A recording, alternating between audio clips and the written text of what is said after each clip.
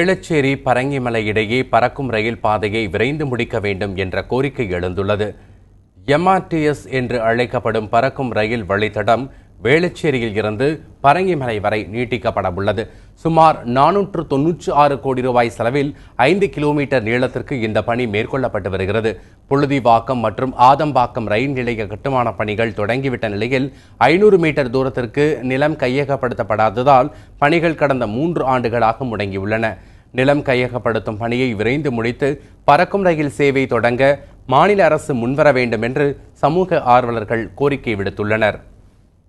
தமிழக அரசு இதில் தலையிட்டு ரெவென்யூ டிபார்ட்மெண்ட், ரயில்வே மற்றும் அந்த அஃபெக்டட் இண்டிவிஜுவல்ஸ் அவங்களெல்லாம் ஒரே இடத்துல மீட் பண்ண மாதிரி வச்சு உடனடியாக அவங்களுக்கு சேர வேண்டிய ஒரு காம்பன்சேஷனை கொடுத்து இந்த சேவையை துரிதப்படுத்த வேண்டும். இப்பொழுது CMR வேறு வந்துவிட்டது.